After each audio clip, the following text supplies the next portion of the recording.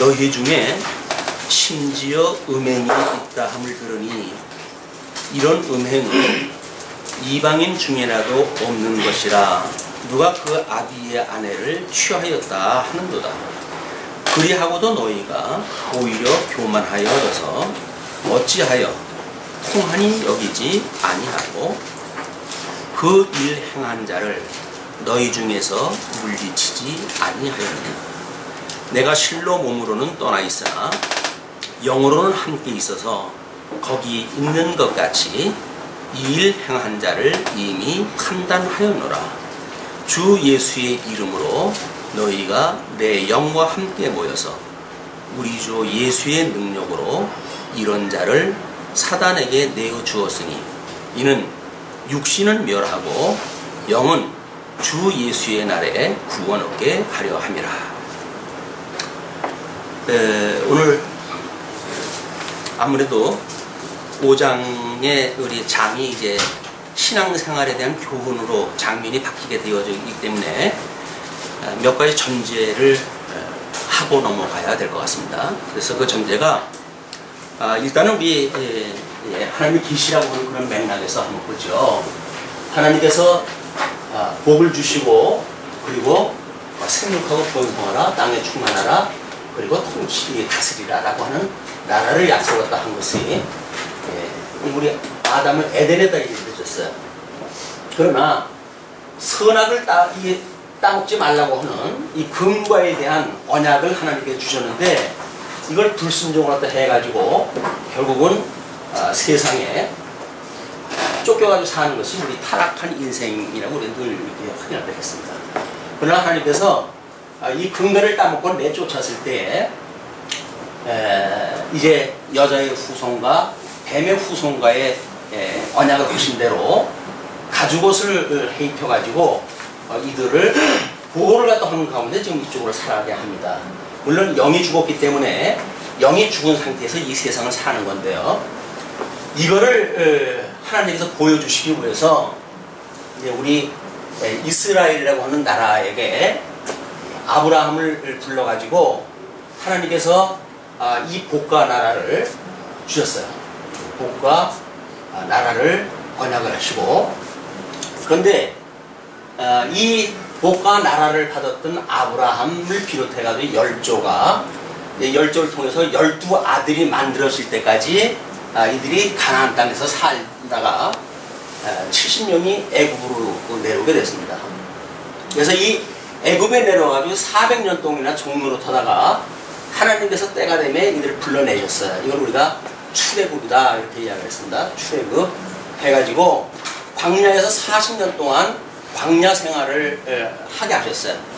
광야 생활을 하게 하시고 약속한 이 가나안 땅에 들어가는 모든 언약이 모세 오경을 통해 가지고 언약이 되어진 겁니다. 이걸 모세 오경이라고 우리가 이야기를 했어요. 모세 오경.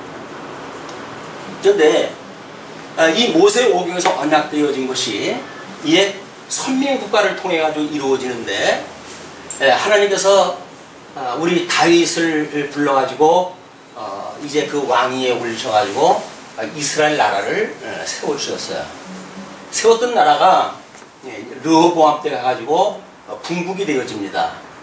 분국이 되어지고 급기야 포로로 끌려가던 나라를 잃고 성전이 다 무너지는 이런 치욕의 상태까지 가게 되죠. 그리고 하나님께서 이들을 회복을 갖다 해주셨어요. 이게 모형적으로 보여주었던 하나님의 계시의 방식이에요. 이게.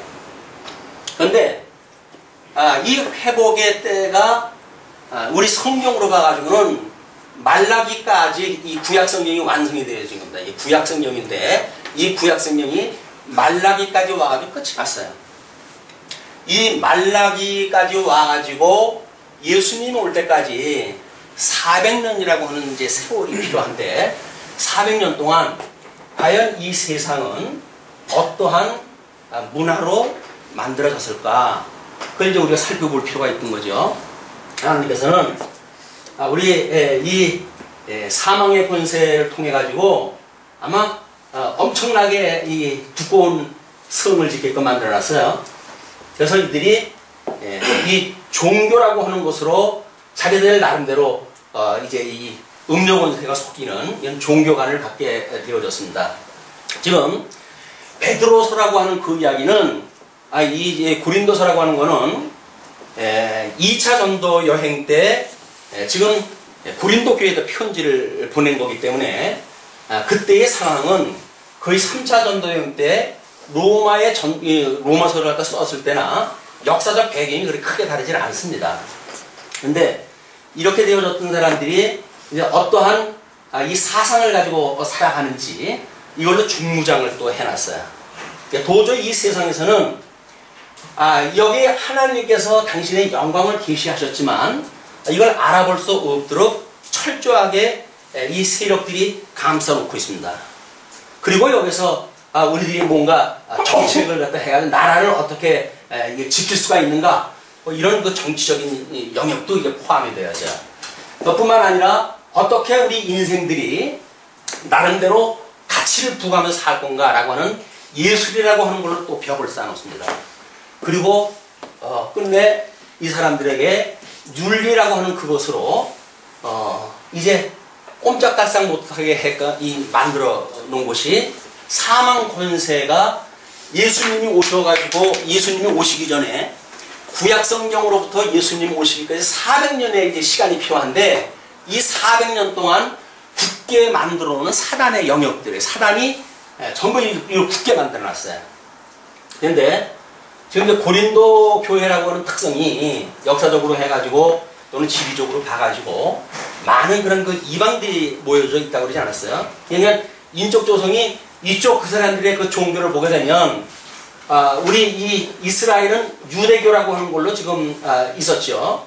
이 사람들은 황제신을 믿고 있는 그런 그 당시입니다. 때가 철학이라고 한다면 여기는 뭐 이 헬레니즘이라고 하는 그걸로 해가지고 중무장이 되어졌고 여기는 히브라이즘이라고 하는 그걸로 해가지고 중무장이 됐어요. 그 다음에 이 정책으로 해가지고는 뭐 철저하게 여기는 짐승권세의 그 방식을 통해가지고 이제 할 수만 있으면 다른 나라를 집어먹는 이런 그 권세로 해가지고 모든 그 자기네들의 국가 전략이 세워져 있습니다. 그런데 유대라고 하는 나라는 짐승권세가 아니라 하나님께서 나라를 세워주신다고 하는 걸 믿고는 있어요. 그런데 그것이 자기네들의 무엇인가 방법을 통해가지고 되어진다고 믿는 음료 권세에 의해 가지고 이 사람은 철저하게 뭔가 조직을 갖다 해가고 있어요. 그 대표적인 것이 사내든이라고 하는 그런 그 조직입니다. 나름대로 적그리스도의 집단이에요. 선지직을 감당을 갖다 해야 될 서기관들은 자기네들의 필요한 대로 성령을 마음대로 해석을 갖다 하고 백성들을 돌봐야 되는 장로들은 모든 백성들을 위해 군림을 갖다 하고 또 제사장들은 로마 제국으로부터 이제 그 임명을 받기 때문에 이쪽 짐승 권세에 뭐 가장 아양을 떨면서 자기네들의 그런 그 어떤 이익을 추구하면서 살아가는 것이 이때의 그 문화였어요. 사내들인. 그리고 이쪽 예술 쪽으로 해가지고는 뭐 이쪽에서는 뭐 아마 하나님의 그 택한 백성이라고 자처하는 유대인들은 나름대로 자기네 어떤 경건주의를 하고 막 이런 그 다른 사람들하고는 구별되어진 너희 이 이방 민족들하고는 우리들이 다르다라는 걸로 이렇게 되어졌는지 몰라요. 이 경건주의적으로 이렇게 되어져 있어요. 그런데 이쪽 사람들은 철저하게 세속주의로 무장되어진 사람들이에요. 윤리 문제를 보니까 이쪽 사람들은 하나님의 이 율법을 가지고 하나님 나라가 이루어진다고 믿는 율법주의로 중무장이 된 사람들이었어요. 이쪽 사람들은 뭐 로마의 그런 그 법치에 의해 가지고 나라가 다스려진 때였습니다. 이런 사람들이 혼재되어져 있는 곳이 지금 고린도 교회예요. 우리 이 유대교는 나름대로 뭐 바리새파니 뭐 사두개파니 나름대로 이것도 갈려져 있어요. 뭐 이쪽에도 뭐 마찬가지죠. 신은 황제신을 믿는다고 하지만 자기네 지역별로 해가지고 나름대로 전부 구분이 되어져 있어요. 근데 여기에 사는 사람들이 각자 자기네들을 지칭을 할 때 우리라고 이렇게 표현을 갖다 합니다. 우리. 그게 당이에요. 당 짓는 거. 우리 고린도전서 3장을 공부해가면서 고린도 교회 이제 세례 문제로 해가지고 당이 얼마나 지어졌는지 이 내용을 확인했잖아요. 거기 전부 개바판이 이 바울판이 이렇게 나뉘어졌던 사람들이 우리라고 하는 이름으로 모인 사람들, 당을 짓는 사람들. 가끔가다 성도님들이 저한테 우리는 뭐 이렇게 이야기할 적에는 흠칫 놀랄 때가 있어요. 왜? 저분이 말하는 우리가 과연 어딜까지일까? 거기에 내가 포함되어 있을까? 내가 포함되지 않았을까? 라고 하는 것은 어떤 공동체라고 하는 이름으로 보았을 때의 개념의 우리예요. 그런데 하나님께서는 지금 하나님의 영광을 계시하신 거 아니에요? 재미난 거는 이 하나님께서 이 여러 가지로 보여주는 이 십자는 보일 십자예요. 그런데 하나님의 특별 계시를 이제 우리한테 해 나가셨거든요. 특별 계시를 우리 타락되어져 있는 인간들이 보는 거는 이걸 바라봅니다. 그걸 볼견자라고 그래요. 봐요. 하나님이 계시하고 상관없이 봐요. 이거는 이 껍데기를 보는 거예요. 껍데기를 갖다 보는 거예요. 그리고 그나마도 하나님의 계시한 것하고 자기가 보는 것하고 두 가지를 같이 해야 된다고 하는 것이 볼시자예요. 같은 이름입니다. 볼견자, 볼시자. 똑같이 봐요. 근데 이 사람이 보는 것보다 이 사람이 보는 거는 그래도 뭔가 의미가 있지 않겠는가라고 하는 생각을 가지고 봐요. 그런데 좀 더 이 철학적인 사람들은 여기에다가 이것도 볼관이에요. 볼견, 볼시, 볼환. 전부 본다는 이야기예요. 그런데 이 사람들은 뭔가 체제고 조직적인 그런 사고를 가지고 그 사물을 보기 시작을 해요. 그러니까 우리가 하나님의 계시를 이해한다고 할 때에도 그냥 겉만 이렇게 보는 사람이 있어요. 겉만 봐요. 신앙생활이라고 하는 중심에 들어와 있지 못하고 그냥 언저리를 갖다 봐요. 그것이 기독교네라고 하고 살아가요. 어떤 사람들은 이것이 하나님께 계시하셨던 그런 의미가 아닐까? 라고 하되 자기의 주관적인 믿음을 가지고 바라보기 시작을 합니다. 이 사람들은 나름대로 관을 세워가지고 봐요. 뭐 성경적으로 해서 뭐 성경관이 어떠네, 뭐 역사관이 어떠네, 제법 조직적으로 사고를 갖다 하고 하나님의 이 계시되어진 세계를 딱 봅니다. 그런데 하나님의 이 타락되어져 있는 인간들이 하나님의 계시를 갖다 볼 수 있는 방법은 이런 걸로 해야는 도저히 이루어질 수가 없어요. 그래서 하나님께서는 우리 예수님이 이 땅에 오셔가지고 앞을 못 보는 사람한테 진흙에다 침을 이렇게 해가지고 그거를 눈에다 발라줍니다. 기먹고 이 벙어리에다가 우리 예수님께서 두 손가락을 귀에다 넣고 그리고 침을 발라가지고 그의 입에다 대요. 그럼 뭐라 그러면 에바다 합니다.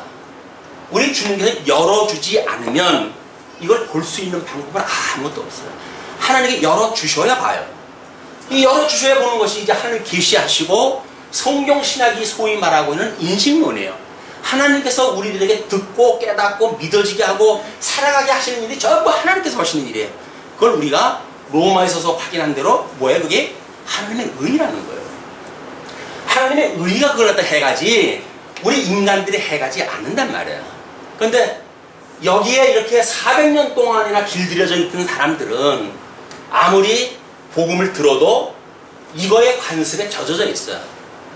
그래서 제가 이걸 준비하면서 하문을 찾아봤더니 관자도 재미나더라고요. 이 관습을 버려라 그러는데 그 관자가 소위 말하는 우리가 이렇게 어떤 외부에서 뭔가 힘을 주어가지고 그런 등소 운동을 벌이거나 정지되어지고자 하고는 그런 성질을 우리가 관성이라고 그렇게 이야기를 해요. 우리는 어저께 살았던 그런 그 여력을 가지고 오늘 아침 밥을 먹고 그냥 힘이 만들어졌어요. 그러니까 그냥 살던 관성에 의해 가지고 이 삶을 그냥 사는 거예요. 말씀의 운동력에 의해 가지고 하나님의 말씀을 우리가 일용할 양식으로 먹고 그 양식이 우리를 살아가게 하는 것이 아니라 뭘로 살아간다? 관성으로 살아가는 거예요. 그 관성이 형태화되어지는 걸 관습이라고 이렇게 얘기해요. 관습. 습관으로 그게 자꾸 쌓여가지고 100번 나래질을 갖다 해야 그 날개 기다래에 흰백자가 들어가는 게 습자 아니에요. 익힐 습자. 그렇게 되어지는 거예요. 그러니까 우리가 신앙생활을 허문할수록 어디로 갑니까? 이 관습이 더욱 단단하게 굳어져 가요. 우리는 이러한 그 지경에 있을 때 400년이나 이 지난 세월 동안에 우리 주님께서 오셨어요. 그것이 소위 말하고 있는 우리 주님의 성육신 사건, 그리고 우리 공생애를 통해 가지고 하나님 나라와 하나님의 의의를 전파했던 공생의 시간이 주어진 뒤에 예수님은 급기야 십자가에 못 박아 죽으심을 당하게 되어집니다. 그런 사망 권세를 이기시고 부활을 갖다 하셔요. 이 모습은 구약 성경에 언약했던 그런 모습 그대로 지금 성취가 되어진 사건이에요. 우리가 사도신경을 외운다는 이야기는 이렇게 하나님께서 보여줬던 이거대로 우리 마리아 몸에 태어나시고, 그리고 이분이 그 빌라도에게 고난을 받으사 십자가에 못 박아 죽으시고 사흘 만에 살아나사 라고 신앙 고백하는 것이 신약 성경 전체의 내용에 대한 고백인 거예요. 그렇죠? 여기까지 고백을 다 했어요. 우리 사도신경 이제 뭐 이렇게 신앙 고백을 다 했잖아요. 그리고 이 신앙 고백을 갖다가 주님이 올라가셨는데 이제 성천을 다 하셨어요. 우리 성천하신 하나님께서 이 성령을 보내주셨잖아요. 우리 예수님이 이 세상에 이 두꺼운 벽으로 해가지고 꽁꽁 묶여져 있는 이 사망의 권세를 어린 양 권세라고 하는 걸로 해가지고 이걸 타파하셨습니다. 주님의 그 파워가 보이십니까? 사망의 권세를 깨뜨릴 우리 예수님의 파워가 보이십니까? 그 파워가 보인다고 한다면 우리는 더 이상 관습을 따라서 살아가는 이 신앙생활을 포기해야 돼요. 그것이 하나님의 의로 말미암는 믿음으로 믿음에 이르게 되어지는 우리 신앙생활이에요. 예수님이 말씀으로 오셔가지고 말씀으로 언약을 갖다 했고, 그 언약되어진 것이 지금 주님의 몸된 교회가 세워지고, 이 교회가 우리 창립되어진다고 그러잖아요. 창립되어진 교회를 통해 가지고 주님의 몸된 교회가 끊임없이 복음을 증거하는 사역을 갖다 해요. 그러나 주님께서는 이 주님의 몸된 교회를 엄청난 고난 속에다 집어넣으실 겁니다. 그러나 우리 주님 약속하신 대로 이제 이걸 회복하실 거예요. 그래서 여태 잃어버렸던 에덴을 이때 천년왕국으로 회복을 하실 것이고, 이때 잃어버렸던 이 복을 이때 성도들을 통해 가지고 성취를 갖다 해주실 거예요. 물론 이거는 주님의 몸된 교회를 살아갈 때 우리는 마치 광야에 사는 사람들처럼 믿음으로 보는 세계로 이루어져요. 우리가 믿는다는 세계는 이걸 보고 믿는 거예요. 믿는다고 하는 것이 이 관습을 따라 살아가는 것이 믿는 게 아니에요. 이건 철저하게 율법주의자들이 믿는 방식이에요. 세속주의자들이 살아가는 방식이에요. 우리는 생명 대신 그리스도를 만나야 돼요. 우리가 강론을 듣는다는 이야기는 하나님 말씀을 듣는 거 아니에요? 말씀이신 예수님이 육신을 입고 이 땅에 오신 것처럼 오늘도 마찬가지로 그 예수님께서 말씀으로 우리에게 임재를 하셔요. 그 말씀을 우리가 먹질 못한다고 한다면, 그것이 양식이 아니라고 한다면, 요식적인 행위라고 한다면 아무런 의미가 없어요. 이게 고린도 전서의 배경이에요. 그렇죠? 자, 이 고린도 전서까지 오는 전 성경의 배경이 이렇다고 한다면, 고린도 전서의 전반적인 우리 그 시작을 할 때, 서론을 갖다 할 때 뭐라 그랬습니까? 두괄식 서신이라고 그랬어요. 당신의 결론적인 거를 맨 앞에다가 설명을 하고, 그 나머지 여러 가지 주제를 가지고 설명을 갖다 한 것이다. 이렇게 우리가 확인을 갖다 했잖아요. 그럼 두괄식이라고 하는 것이 뭐라고 그랬어요? 그 세 가지가 이제 우리 고린도전서 1장 전제를 갖다 보는 겁니다. 4절에서부터 9절까지 한번 보시면 이렇게 돼요. 9절을 먼저 보시게 되면, 너희를 불러 그의 아들 예수 그리스도 우리 주로 더불어 교제케 하는 하나님을 믿으시다. 이 주님의 몸된 교회예요. 이 고난을 받는 이런 가운데 우리가 지금 교회 생활을 다 하고 있어요. 과연 이때 우리가 이 교제를 가능케 하시는 예수 그리스도와 우리 한 몸이 되어졌다고 이야기를 하는데, 예수님으로 말미암아 구원을 받아가지고 그분하고 접붙었다고 그러는데, 과연 우리가 교제를 하고 있는가, 그 이야기예요. 교제가 여기서 말하는 교제라고 하는 그 이야기는 우리끼리 노는 거예요. 우리끼리 노는 거예요. 그 교제는 그리스도와 아무 상관이 없어요. 왜? 그냥 만만한 사람들끼리 학연에 따라서, 지연에 따라서, 뭐 각종 그런 인연에 따라 가지고 그룹 만들어 가지고 그리고 살아간다고 하는 이야기는 그리스도와 아무 상관이 없어요. 자기네들끼리 사는 거예요, 그냥. 그건 계모임이나 다른 동요회나 다를 게 아무것도 없어요. 그리스도를 만난다는 이야기는, 주님의 몸된 교회라고 하는 그것은 그리스도의 세 가지 사역이 다 이루어지는 걸 우리가 몸소 보고 배워야 되는 거예요. 그렇기 때문에 1년에 어떤 그런 우리 직임자의 그런 그 뭐 장로교회 뭐 직원으로 소위 이야기되어져 있는 그 중에서 일부를 빼가지고 뭔가를 체제를 만든다는 이야기도, 그는 이쪽의 거를 고친다는 이야기예요. 하나님의 의로 이 죽었던 우리의 살아나는 역사가 있었다고 한다면, 하나님의 의로 주님의 몸된 교회의 체제도 그렇게 굳게 세워져 가는 거예요. 사람이 만드는 게 아닙니다. 하나님의 의의 결과가 그렇게 만들어져 간단 말이에요. 그게 예수님을 믿는 거지. 우리가 해가지고 할 거라고 한다면 이 사람들이나 자기네들이 다 해갔죠. 예수님하고 뭐 상관 있어요? 예수님이 오실 이유가 없잖아. 좀 잘 돌아가고 있는데 뭐 자기네들끼리 잘 살고 있어요. 예수님 오실 필요 없어요. 그러나 이걸로 안 된다는 걸 보여주시기 위해서 우리 주님께서는 하나님과 공동됨을 취하지 아니하시고 인간의 모습으로 인간의 옷을 입고 이 땅에까지 오신 거예요. 너무 비참한 결단의 사건 아닙니까? 하나님이 인간의 모습으로 여기 왔다고 하는 그 이야기는 하나님의 입장에서 보면 치욕적인 사건이에요. 그럼에도 불구하고 양대 언약을 했는데, 이 양대 언약이 뭡니까? 하나님께서 이미 창세전에 모든 것들을 작정하시고 모든 것들을 예정하신 분 아니에요? 이걸 이루어 가셔야 되니까 택자도 불택자도 천국도 지옥도 이걸로 해서 다 성취가 돼야 돼요. 그러니까 하나님께서 이 두 가지 언약을 갖다 하시고 이쪽에다 집어넣어 버린 거예요. 그래가지고 여기서 구원받기로 예정되어진 자들만 예수님을 믿는 믿음을 주어가지고 불러냅니다. 그게 우리가 믿음으로 사는 세계예요. 이 관성에 따라서 살아가는 세계하고는 다른 세계예요. 성도가 믿음으로 산다는 이야기는 늘상 우리 몸에 배어져 있는 이 관습의 세계가 아니다. 이 생명의 세계예요. 우리가 예수를 평생 믿으면서도 뭐 나름대로 전부 하나님을 섬기고 다 하라고 그러지요. 그러나 생명 대신 예수님을 만나지 못하게 되면 관습 따라 살다가 인생 마감이 돼요. 근데 하나님도 오늘 우리들을 불러가지고 이 깜깜절벽인 음부의 권세의 이 계략을 우리들을 깨닫게 하셨어요. 이 깨닫게 하신 것이 여기에서 우리라고 하는 그 이야기는 우리 주님께서 그렇게 가르쳐 주셨어요.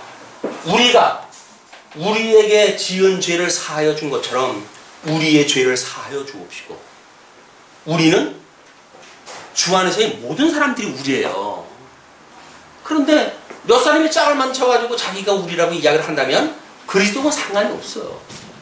그런 그리스도와 상관이 없기 때문에 우리는 우리가 아닌 다른 사람의 조직을 우리는 그걸 가지고 욕하고 시기하고 시비 걸고 문제를 갖다 제기하고 그리고 우리를 정당화하는 거예요. 왜?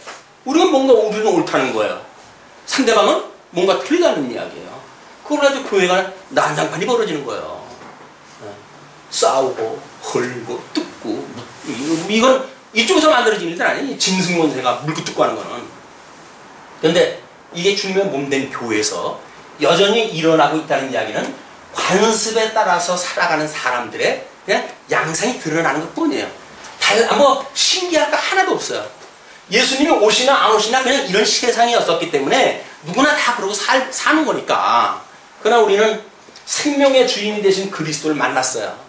그분으로 말미암아서 우리는 영원한 나라를 소망으로 하고 살아가는 사람들이에요. 비록 이 광야에 같은 곳에 살고 있지만 하나님께서 약속하셨던 젖과 꿀이 흐르는 땅을 바라보고 사는 사람들이에요. 그런데 그런 나라를 소망으로 하는 사람들이 여기서 지지고 볶고 하면서 나를 정당한다? 무슨 의미가 있을까요? 나를 내가 스스로 정당한다는 건 아무런 의미가 없어요. 왜? 내 기준으로 상대방을 정죄했고 내 기준으로 해가지고 그를 용서했다 라고 이야기한다면 그건 하나님의 의욕은 상관이 없는 일이에요. 이것이 지금 교제의 문제입니다. 왜 이 고린도 교회가 이 교제가 이루어지지 않을까라고 하는 문제가 우리 주님께서는 천상에서 하신다는 이야기가 뭐예요? 너희를 교제케 하신다고 그랬잖아요. 하나님의 의로 하는 거는 교제케 하는 일이에요. 근데 교제가 이루어지지 않는다는 이야기는 뭐예요? 하나님의 뜻대로 안 살고 있다는 이야기예요. 하나님의 말씀을 믿지 않는다는 이야기예요. 뭘 보고 우리가 뭐 판단을 읽고 뭐가 있어요? 이거 보면 알지. 주 안에서 정말 우리가 말씀으로 교제를 나누고 살아가는가, 아니면 우리라고 하는 어떤 공동체의 삶을 살아가고 있는가. 교회는 공동체가 아닙니다. 유기체예요. 유기체. 여기에 이 주님의 몸된 교회를 교제케 하신다고 그랬어요. 그 다음에 그걸 한번 거슬러 올라가 보죠. 3절에 8절에 뭐라 그랬죠? 주께서 우리를 우리 주 예수 그리스도의 날에 책망할 것이 없는 자로 끝까지 경고케 하시리라. 우리 주님께서 이렇게 교제 가운데 견인을 갖다 해주신다 그랬어요. 끝까지 견인을 갖다 해주신다 그랬어요. 우리 예수님한테 초청을 받은 사람들은 꽤나 많습니다. 초청을 받은 사람은 꽤 많아요. 근데 초청을 받았지만 실상 구원을 받은 사람들은 그렇게 많지 않아요. 이게 하나님의 말씀을 들으면서 경계해야 될 부분이에요. 우리는 뭐 예수님 믿으면 구원받는다고 그러니까 돈들 하는 거 있어요. 예수 믿으면 구원받는다고 그러는데 이신칭의 얼마나 좋아요. 믿으면 구원받는다고 그러는데 나의 수고가 들어갈 게 있으니까 뭐 그렇다고 치면 되는 건데, 근데 그렇다고 치는 거하고 믿어지는 거하고는 별개 문제예요. 정말 우리가 예수를 그리스도로 믿습니까?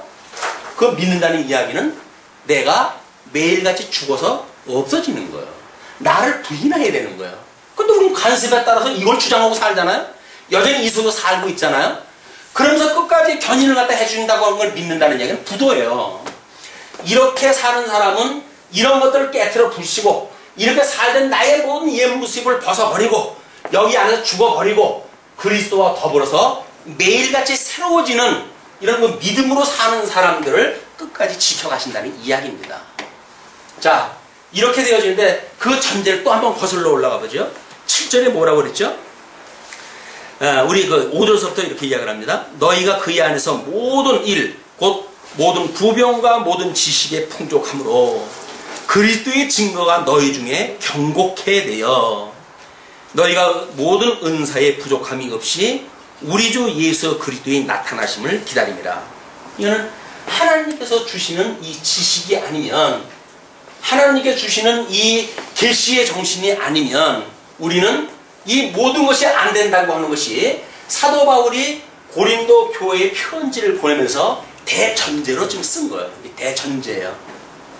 그런데 나타나는 현상은 지금 어떻습니까? 교제가 아니라 분당이 일어나요. 누구한테 세례를 받았느냐라고 하는 문제로 좀 갈라지고 그랬으니까, 그러니까 너희들이 얼마나 이 지식이, 예수를 그리스도로 믿는 지식이 미숙한지에 대한 선언이에요.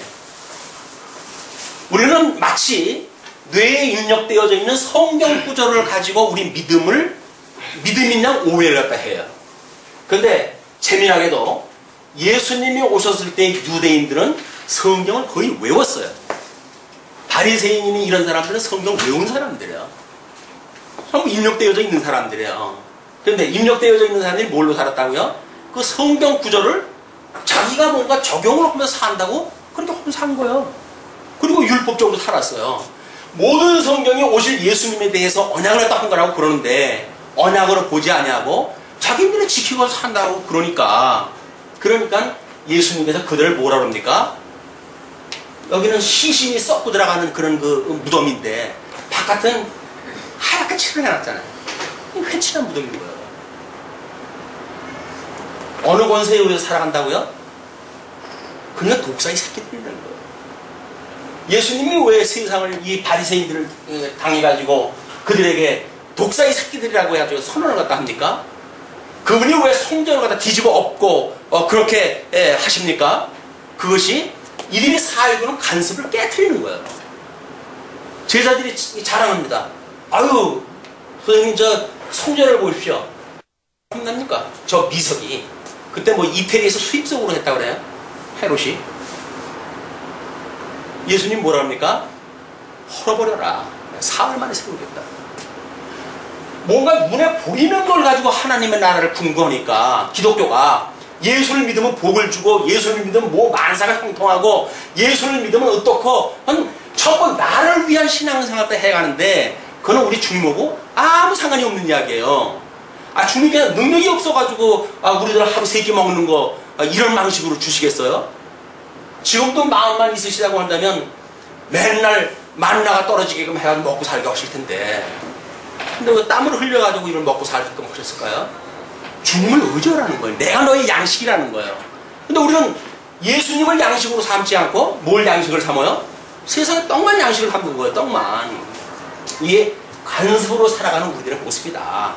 자, 그러면 이제 대전제가 이렇게 되어졌는데 5장에 지금 어떤 문제가 이루어졌는지 또 하나의 전제가 남았어요.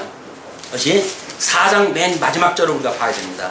그게 뭐냐면 너희가 무엇을 원하느냐?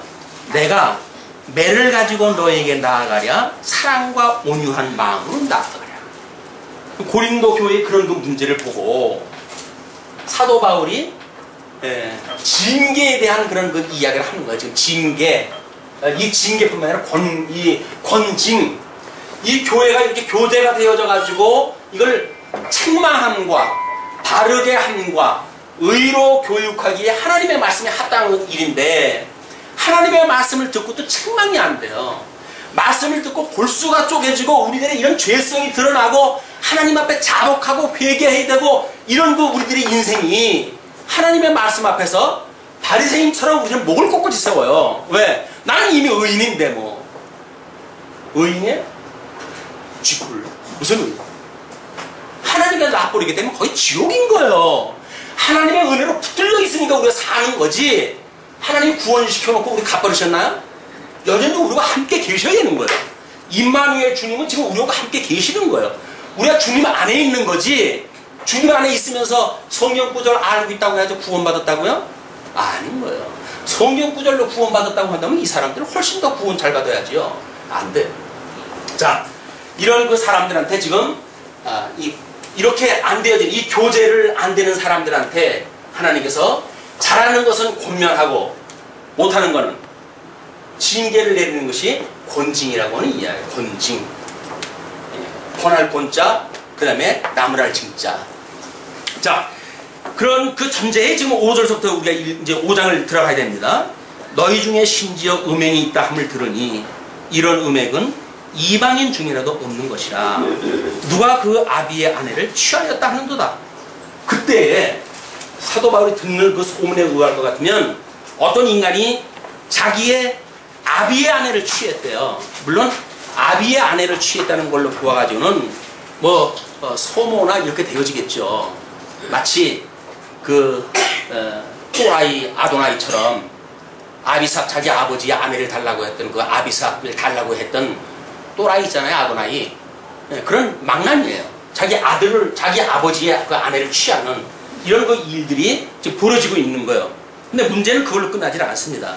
이 교제를 갖다 해야 되는 문제예요. 여기서 지금 어떤 사건이 일어났느냐면 아비의 아내를 취한 사건이 일어났어요. 그런데 또 어떤 그 문제가 됩니까? 그리하고도 너희가 오히려 교만하여져서 어찌하여 통한이 여기지 아니하느냐. 이런 일이 만들어졌는데도 불구하고 통한이 여기는 마음이 없어요. 왜? 완전히 개껍질처럼 딱딱한 이런 관습 속에 들어가져 있기 때문에 여기 성문화 타락한 세속주의 아닙니까? 사도 바울이 로마에 보낸 편지를 보면 뭐라고 그래요? 너희들이 여자가 순리를 따라서 살지 않냐고 남자가 순리를 따라서 살지 않냐고 남자기 완전히 뭐 이 동성애가 만연되어져 있는 그런 그 상태란 말이에요. 지금 이 성문화가 이게 그냥 관습의 문제가 아니에요. 지금 온 동네가 그렇게 살고 있으니까 여기서 예수를 그리스도로 만나고 산다고 하는 사람들도 아무런 그게 걸림돌이 없어요. 왜? 나만 그러나 뭐 다 그러고 사는 건데 그런 거 이야기예요. 자, 너희 중에서 물리치지 아니하였느냐? 내가 실로 몸으로는 떠나 있으나 영으로는 함께 있어서 거기 있는 것 같이 이 일 행한 자를 이미 판단하였노라. 사도 바울의 지금 편지입니다.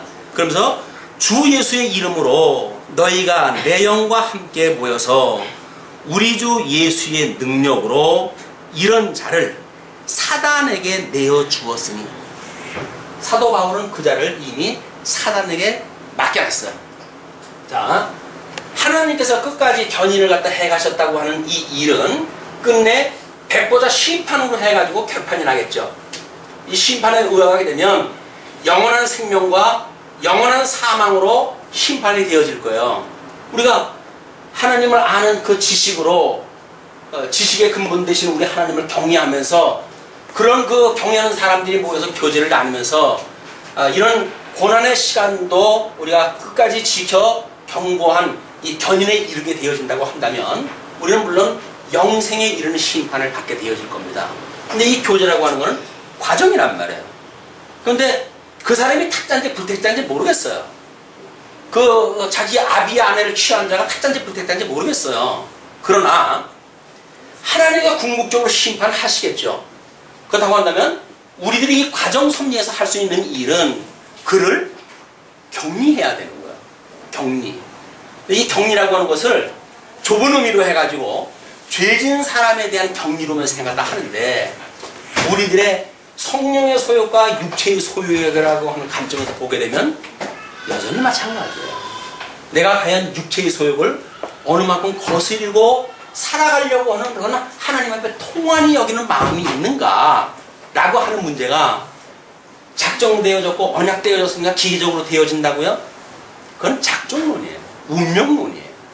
하나님께서 이렇게 섭리하시는 것은 철저히 유기적으로 해가십니다.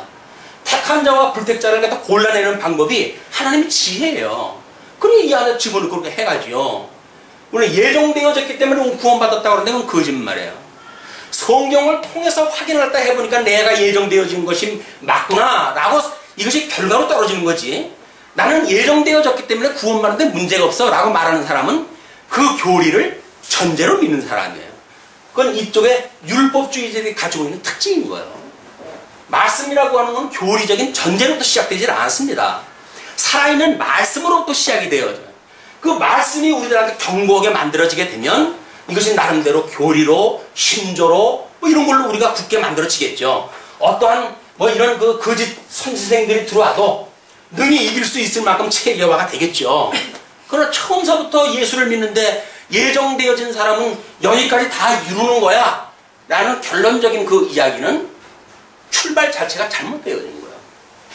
성경신학에서 가장 경계하는 것이 뭐냐면 로만 카톨릭 같은 데는 교리의 문답을 통해 가지고 구원을 갖다 이제 인정한다 해 세례를 갖다 주잖아요.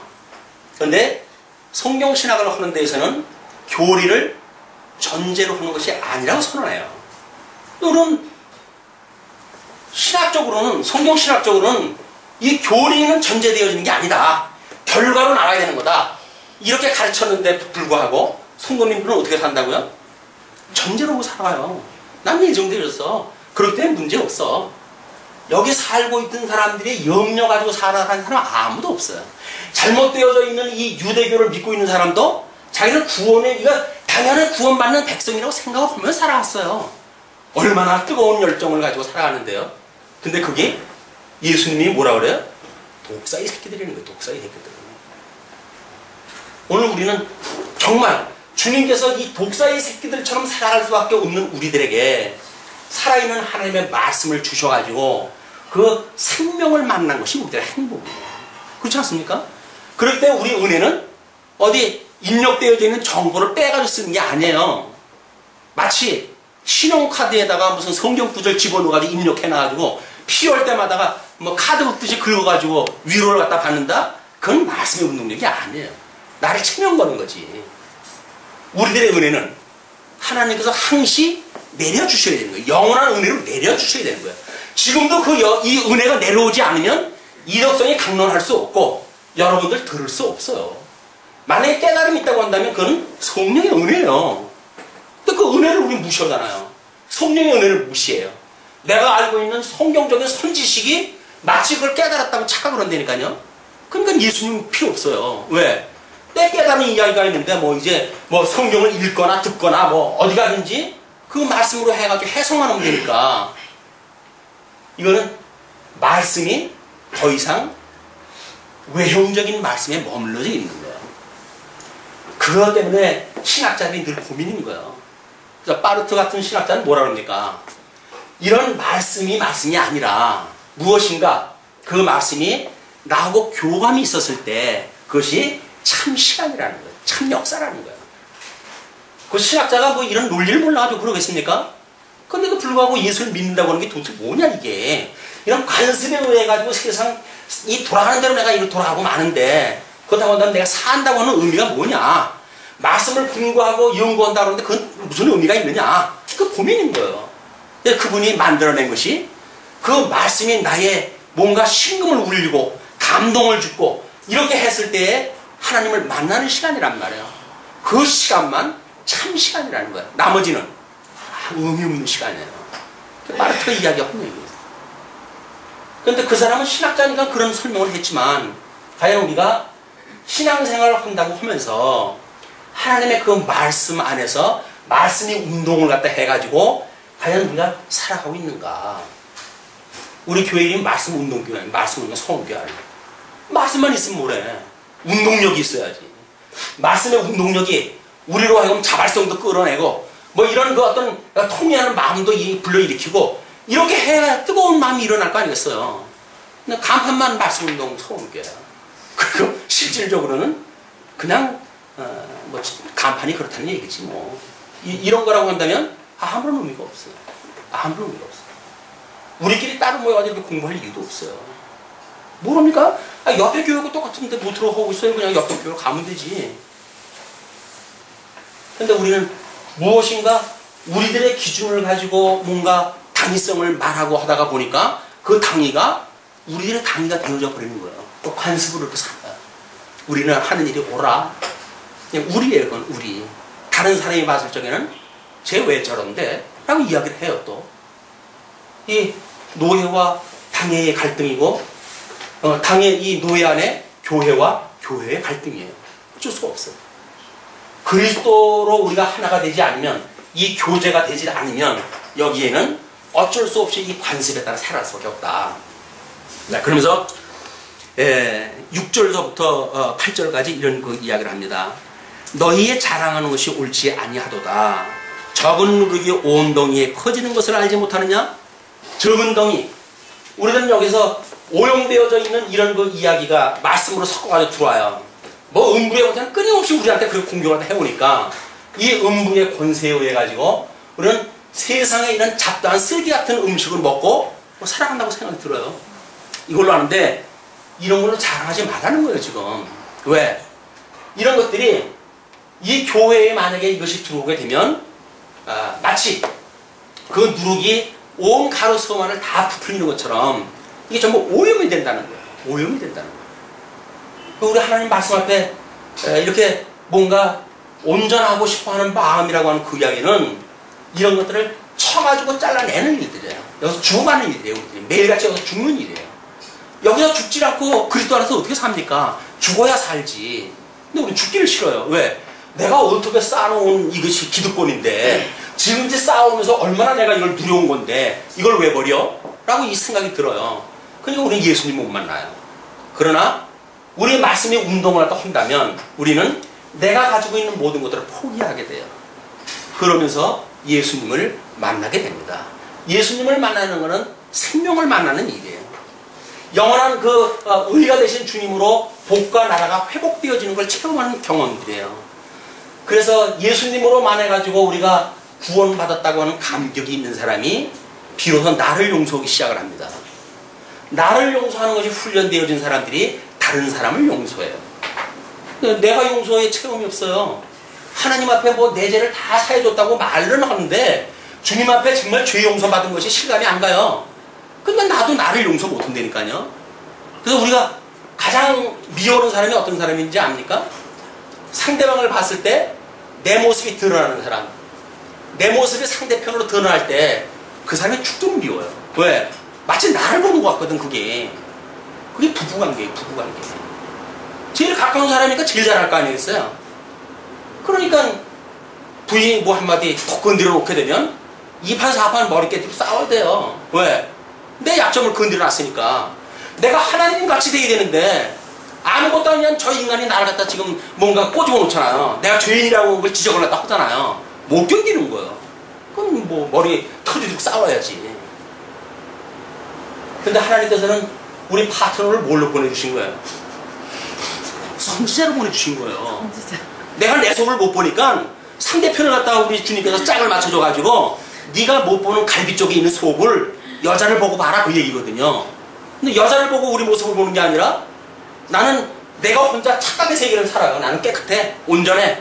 문제는 누구예요? 문제 뭐 속 짧은 여자지. 그렇습니까?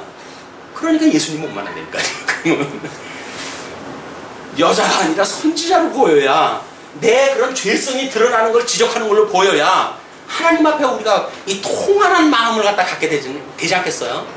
우리는 하나님 앞에 언제서부턴가 회개하는 마음을 갖고 산 지가 언제인지 몰라요. 예수님 처음 믿었을 때 콧물 눈물 흘렸지. 그 뒤로는 성경 신학을 배워가지고 머리만 잔뜩 부풀러가지고 감정이 메말라가지고 눈물 언제 흘렸는지 기억도 안 나. 상대방을 보게 되면 저주를 갖다 할지언정 그 애가 축복을 갖다 한 지가 언제인지도 몰라. 그러고 살아가야 돼. 너무 길어지면 이 뒤에까지 못하니까. 자, 너희는 7절입니다. 너희는 누룩 없는 자인데 새덩어리가 되기 위하여 묵은 누룩을 내어버리라. 우리의 유월절 양 곧 그리스도께서 희생이 되셨느니라. 여기서 새 뭐라 그래요? 새 이 교회라고 하는 거를 덩어리라고 해요. 덩어리. 덩어리라고 하는 건 가루를 뭉쳐가지고 하나가 되어진 거예요.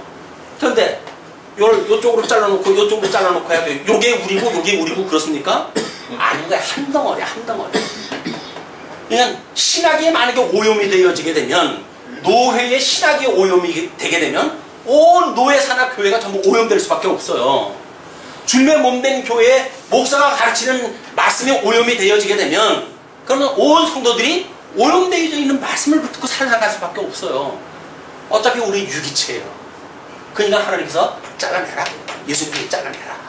잘라내야 너희들이 한 덩어리 새 덩어리로 살아갈 수가 있지. 그걸 너희들 기준으로 해가지고 아이고 우리 그러잖아요. 하여 같은 마음이 있어가지고 아이고 뭐 나도 그러고 사는데 뭐 다 그러고 사는 거지. 그런가요? 어떤 사람이 그러더라고요.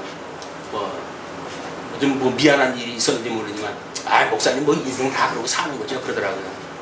당신만 그러고 살아? 누가 다 그러고 살아? 다 그러고 살지는 않아요. 근데 우리는 다 그러고 산다고 생각이 드는 거예요. 그냥. 근데 이 하나님께서 우리들에게 한 덩어리라고 했던 이야기는 예수 그리스도가 하나예요. 하나. 거기서 누구를 잘라낸다는 이야기는 뭐예요? 예수님과의 단절이에요. 그건 무서운 일입니다. 그러니까 이런 예수님과 단절을 갖다 하지 않고 위로는 하나님을 사랑하고 이웃을 내 몸과 같이 사랑하는 이 교제의 관계가 유지되려고 한다면 안쪽 요소를 도려내라는 거예요. 왜? 육은 내쫓아가지고 사단에게 내쫓아가지고 지 좋아하는 대로 살아가겠죠. 이게 지옥인지도 모르고 하고 싶은 대로 살아가겠죠. 이게 지옥이에요. 그러나 영혼은 만약에 하나님께서 택한 자라고 한다면 끝날까지 그를 붙들어 주시겠죠. 그게 지금 이 권징의 원리인 거예요. 권징의 원리. 자기가 또 하나님 자리에 올라가서 정죄를 갖다 하고 뭐 저 인간은 구원도 못 받은 자야 뭐 이런 구원 이야기를 하는데 구원의 그 권한은 하나님한테 있는 겁니다. 우리들이 할 수 있는 일이 아니에요. 자, 그러면서 이러므로 우리가 명절을 지키되 묵은 누룩도 말고 괴악하고 악독한 누룩도 말고 오직 순전함과 진실함에 누룩 없는 떡으로 하자. 오직 예수 그리스도 하나님의 의로만 하자 그 이야기예요. 왜? 주님의 몸된 교회는 주는 그리스도시요 살아계신 하나님의 아들입니다. 나는 그 신앙 고백 위에도 교회를 세웠잖아요. 그리고 주님께서 음부의 권세가 무너뜨리지 못하는 교회를 세운다고 그랬으니까 이 수많은 음부의 권세가 온다 할지라도 주님의 몸된 교회는 무너지지 않아요. 이 주님의 교회가 무너지지 않는다고는 믿음을 가지고 우리가 살아가는 거예요. 그게 가장 미련한 방법으로 살아요. 예수 믿는 사람처럼 미련한 사람 없어요. 죽인다고 하면은 죽는 것보다 해요. 후욕을 하게 되면 오히려 축복을 갖다 해요. 이게 예수 믿는 사람들이에요. 근데 뭐 우리는 성경을 좀 알게 되어지니까 얼마나 영악스러운지 몰라요. 상대방이 나를 갖다 한 번 공격을 해야면 난 두 번, 세 번 공격을 갖다 해야 돼. 내가 왜 내 밥 먹고 사는데 너한테 쳐? 그게 성경에서는 지는 거라는 거예요. 성경에서 이기는 건 뭐예요? 죽는 게 이기는 거예요. 죽는 게 이기는 거예요. 바보 같은 사람들이 우리 주님께서 불러낸 사람들은 유명한 자가 없고, 예, 유명한 자가 없어요. 전부 바보 같은 사람들을 길에다 모아가지고 그리고 이걸 우리 주님의 식구로 만들어놨어요. 그런 사람인데도 불구하고 들어오는 사람들마다 하나님의 예복을 하나씩 잔치에 참여하라고 다 나눠줬어요. 근데 그것도 귀찮다고 안 입고 들어온 친구가 있잖아요. 그러니까 주인 내쫓아요. 너는 왜 예복이 없니? 예복이 없는 자를 하인들한테 뭐라 그래요? 내어 쫓아라. 바깥에서 이를 갈미 있으리라. 안에서는 아이 잔치가 벌어졌는데 맛있는 거 먹죠. 바깥에서는 빈입만 씻는 거, 빈입 씻는 걸 갖다 이를 가는 거 아니에요. 이게. 아니 맷돌이 뭐 돌릴 게 있어야 이걸 돌리는 맛이 나지. 이를 간다는 이야기 빈 이만 갈고 있어요. 먹을 게 없어가지고. 이게 먹을 거 없으니까 이게 쓰레기니까 이게 먹을 게 없잖아요. 근데 예수 그리스도를 만나야 우리는 원수의 목전에서 상을 베푸는 그런 주님의 은혜를 맛보게 돼요. 우리에게 널려져 있는 그 상을 맛봐요. 하나님의 말씀을 양식으로 먹게 되어져요. 이런 그 은혜가 오늘 예배에 참석한 모든 성도님들에게 하나님의 은혜로 임해지기를 빕니다. 네. 그러면서 이제 9절로 끝절까지 이렇게 설명하다 해갑니다. 이제 그 외인을 모르되 교중 악한 사람은 내어 쫓으라고 하는 이야기인데, 내가 너에게 쓴 것에 음행하는 자들을 사귀지 말라 하였거니와. 그래서 이 문제는, 이 구절은 아마 이 고린도 전서를 쓰기 이전에 또 하나의 무슨 편지가 있지 않겠느냐. 이게 성경 해석학자는 그렇게 봅니다. 그렇게 그때 쓴 것이 있는데, 그때는 음행하는 자를 사귀지 말라고 이렇게 이야기를 했어요. 근데 이 말은 이 세상에 음행하는 자들이나 탐하는 자들이나 토색하는 자들이나 우상 숭배하는 자들을 도무지 사귀지 말라 하는 것이 아니니, 만일 그리하려면 세상 밖으로 나가야 할 것이라. 이 세상이 보통 이러고 사는 건데 여기서 이 사람들하고 같이 산다는 이야기는 어쩔 수가 없잖아요.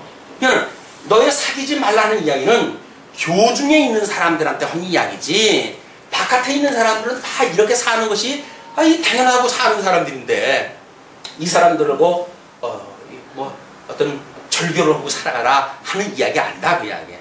우리 세상 나가서 이런 사람들 같이 살잖아요. 그래 이 사람들한테 복음을 증거하겠죠. 근데 교중에서도 이런 자들이 구하는데도 불구하고 아무런 제재가 없고 경계가 없어.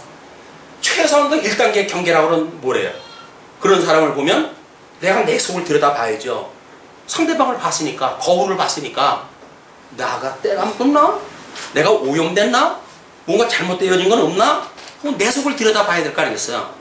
상대방이 거울로 보였으니까. 상대방이 거울이 아니라 그냥 우리하고 다른 그이야. 내가 아닌 너야. 그러면 내가 아닌 너니까 그 너라고 하는 인물의 죄만을 보는 거예요. 가장 나하고 똑같은 그런 그 모습을 가지고 있는데도 불구하고, 이게 하나님의 말씀을 제대로 모르는 우리 인생들의 이런 그 나타나는 양상이다. 하나님의 말씀을 듣는다는 이야기는 내가 그 죄를 깨닫는 거예요. 죽어야 살 거 아니에요. 예수님이 죽으셨다가 부활하셨던 것처럼 우리는 말씀을 듣고 이 관습이 깨져야 새로운 세계에 살게 되어지는데, 관습은 그냥 내버려 두고 그리고 말씀만 여기다 집어넣게 되면 차고 넘친다나 어쩐다나 모르겠어요. 말씀이 운동력이 있는 말씀이면 그렇게 되겠죠. 근데 그걸 무슨 정보 입력하듯이 집어넣어놓고 그걸로 무슨 변화를 갖다 일으킨다는 이야기는 소망이 없습니다. 그래서 이제 내가 너희에게 쓴 것은, 만일 어떤 형제라 일컫는 자가 음행하거나 탐남하거나 우상 숭배를 하거나 후욕하거나 술 취하거나 도색하거든 사귀지도 말고 그런 자와는 함께 먹지도 말라 함이라. 그 이야기는 뭐예요? 교제하지 마라 그 이야기. 오염덩어리를 가지고 들어왔으니까 잘못 그거고 이 교제를 하게 되면 온통 그 쓰레기에 오염이 되어지니까 1단계 우선 내가 한 발짝 뒤로 물러가야 돼요. 저분 경계해야 되겠는데 왜? 내 속을 갖다 보니까 나의 그 육체의 소욕의 더러운 모습이 그대로 드러나고 있어요. 내가 나를 갖다 경계를 갖다 해야 되겠죠. 2단계 상대방을 경계해야 돼요. 3단계 교회에다 말해야 되겠죠. 4단계 그를 교회에서 장로를 보내가지고 그에게 여러 가지로 권명을 갖다 해요. 3번씩이다 말했는데도 불구하고 교회를 없이 여기게 되면 그 다음에 할 수 없어요. 교회에서 내쫓는 거예요. 그것이 소위 말하는 권징이라는 이야기입니다. 우리 복음서에서 예수님이 가르쳐줬던 그런 그 이야기들이에요. 외인들을 판단하는데 내게 무슨 상관이 있으려마는 외인들, 이 바깥에 있는 사람들을 이러고 저러고 판단하는 거에 나하고 뭔 상관이 있겠냐 마는 교중 사람들이야 너희가 판단치 아니하랴? 교중에 같은 형제요 자매요 라고 하면서 정말 예수님의 같은 피로 십자가의 그 보혈의 공로로 당신도 구원을 받고 나도 구원을 받았습니다 라고 하는 생명을 가지고 우리가 지세를 하다 봅니까? 너 구원받은 건 너 구원받은 거고 나 구원받은 건 나 구원받은 거고 그래가지고 팔 따로 놀고 발 따로 놀고 라고 하는 그 이야기는 하나의 지체가 아닌 거예요. 전부 각자가 노는 거예요. 머리에서 지시를 했다 하는데 마비가 걸려가지고 팔이 제대로 작동을 안 해요. 그렇다고 한다면 그건 같은 지체, 건강한 지체가 아닙니다. 건강한 지체라는 이야기는 피차 말씀으로 이 교제가 가능해져야 돼요. 만나게 되면 먼저 하나님을 경배하고 경외를 갖다 하고 이런 뭔가 예배의 분위기가 만들어져야죠. 이 의미가 뭔가 하나님께서 이 시간 우리에게 준 의미는 무엇인가? 왜 우리로 하여금 이걸 듣게 하셨을까? 이런 것들이 통해가지고 우리 교제가 돼야 되는 거 아니겠어요? 딴 생각 가지고 우리가 한다고 하면 그럴 때 힘든 거예요 이게. 13절 이렇게 끝을 냈습니다. 외인들은 하나님이 판단하시려니와 이 악한 사람은 너희 중에서 내어 쫓으라. 자, 내어 쫓으라고 하는 그 이야기는 4장 21절 그 이야기로 다시 한번 거슬러 올라가야 돼요. 뭐라 그랬죠? 너희가 무엇을 원하느냐? 내가 매를 가지고 너희에게 나아가랴 사랑과 온유한 마음으로 나아가랴. 이게 반대의 이야기일까요? 반대의 이야기일까요? 매라고 하는 것과 사랑이라고 하는 것이 반대의 개념일까요? 만약에 우리가 택한 백성이라고 한다면 그 매와 사랑은 하나예요. 하나예요. 그런데 우리 자녀들을 교육시킬 때 보면 그러잖아요. 말로 조곤조곤 이야기했을 때 알아듣는 아이는 온유한 마음으로 그냥 그렇게 해도 알아들어요. 대가 세. 그래가지고 어른이 말을 갖다 하는데도 튀어. 그거는 할 수 없이 초다를 아끼지 말아야 되는 거예요. 그게 하나님의 의의 실현이에요. 근데 우리는 사랑한다고 하는 이름으로 아주 초다를 이걸 줄지를 몰라요. 뭐 어떤 강론자는 그런 이야기를 갖다 했더라고요. 한국 교회에 그 서양에 잘못되어져 있는 유아 교육 그 제도가 들어와가지고 촉달이라고 하는 방법이 제거되어진 이유로 우리 아이들의 심령이 망가진다. 왜? 잘못되어 있는 초달을 안 아껴요. 이 초달을 갖다 아껴요.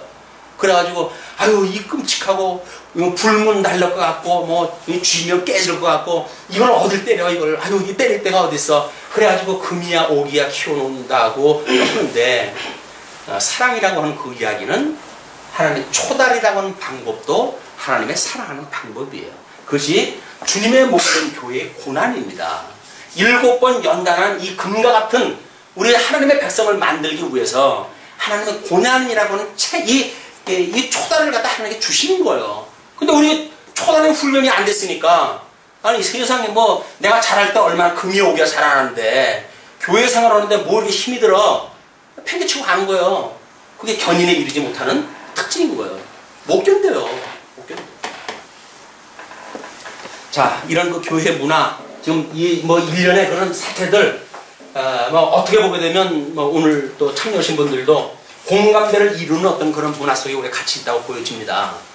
뿐만 아니라 또 우리 말씀드린 서원교회 성도님들도 가장 그런 그 우리 처해져 있는 곳에서 공감하는 그런 그 영역들이에요. 과연 우리가 우리라고 하는 우리가 과연 어디까지가 우리인가. 그러나 예수님이 가르쳐주신 기도대로 우리가 우리에게 죄진 자를 사하여 준 것처럼 우리의 죄를 사하여 달라고 하는 기도가 끊임없이 있어져야 돼요. 뿐만 아니라 어떻게 해요? 시험에 들게 하지 마시고 제발 이 악에서 건져주세요. 내가 이거 보기만 해도 너무 싫어요, 주님. 이 악에서 나를 구원해 주세요. 라고 하는 것이 견인에까지 이르는 우리들의 교제예요. 근데 아유 이거 얼마나 좋은 건데 뭐 이거 하나님께 주신 물 안 돼 뭐. 맞죠? 하나님께 주시지 않은 게 어딨어요, 세상에. 이것도 즐기고 예수 믿는 것도 즐기자. 그 이야기는 하나님의 재물과 하나님을 겸하여 섬길 수 없대요. 안 되는 거예요. 하나님을 경외하든지 재물을 경외하든지 둘 중에 하나라는 거죠. 가치라고 하는 건 한 군데 있는 건데, 근데 둘을 적당히 놓아가지고 이거를 경배하면서 살아가면서 하나님을 경외한다는 이야기는 나를 속이고 이웃을 속이는 일이에요. 교회를 속이고 주님을 속이는 일이에요. 그것이 나중에 하나님의 마지막 날 심판에 임하게 되어진다.